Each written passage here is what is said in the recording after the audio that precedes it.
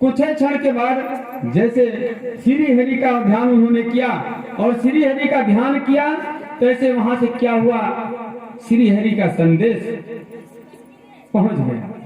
और कहां पहुंच गया? राजा के पास। और जब राजा के पास उनका संदेशा पहुंचा तो राजा ने अपने मंत्रीगणों को भेज दिए कि जा करके ध्रुव को किसी प्रकार से लौटा लाओ और उनको लौटा लाओ, उनको सारी राजगद्दी हम दे देंगे, जो भी वो मांगे सारा कुछ मैं उनको दे दूंगा। और जब इतना उन्होंने कहा तो वहां से मंत्रीगण ध्रुव के पास पहुंचे और मंत्री के पास जब ध्रुवगढ़ पहुंचे, मंत्रीगण ध्रुव के पास पहुंचे तो उन्होंने कहा कि राजा ने कहा है कि आप वापस चलो और आपको राजगद्दी देंगे, आपको जो भी चाहे वो सारा कुछ आपको मिल जाएगा। लेकिन ध्रुव के मन में सिर्फ और सिर्फ एक चीज आ गया था, उनके अंदर का देवत्व जाग गई थी, उनके भाव में सिर्फ हरि का ध्यान आ गया था।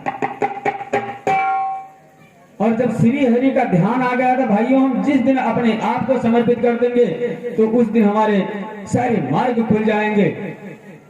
और उन्होंने ध्रुव ने क्या कहा कि देखिए हम सिर्फ और सिर्फ पहला कदम ही आगे बढ़ाए हैं, अभी दूसरा कदम नहीं, पहला ही कदम है कि राजा ने राज देने को तैयार हो गए। सिर्फ एक ही कदम हमने श्री हरि के मार्ग पर चलाया है और श्री हरि ने हमारे सारे मार्ग खोल दिया।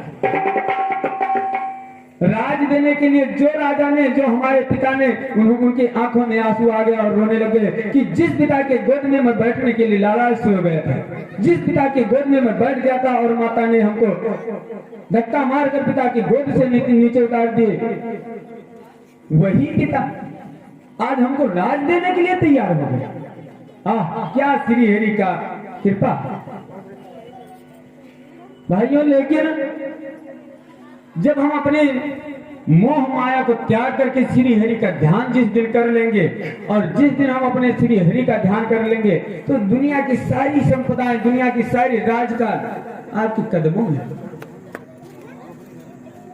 लेकिन जब तक हम गुरुदेव के चरण में समर्पित नहीं हो पाएंगे, कहते हैं एक दिन कुछ लोग कहते हैं कि गायत्री या गुरुदेव की व्याख्या करते हैं, तो गायत्री का व्याख्या करना, गुरुदेव की व्याख्या करना भाइयों ये मामूली बात नहीं है। जैसे कहते हैं अस्यावरकलास्यब्ध भूमिका काले आगत आगते वज्रेश्च प्रभाते शुभवर्वणि महाप्राज्ञे कुरुतेषु साधा सत्यमुपमा गायत्री केवलम लोके युगा शक्ति भविष्य।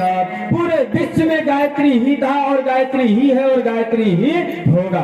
जिस प्राणी को आप जीवित देखते हैं, प्राणधारी देखते हैं, जिसके अंदर जीव है, जिससे जो सांस लेता है, वो सिर्फ और किसी का नहीं, गायत्री का ही स्वरूप।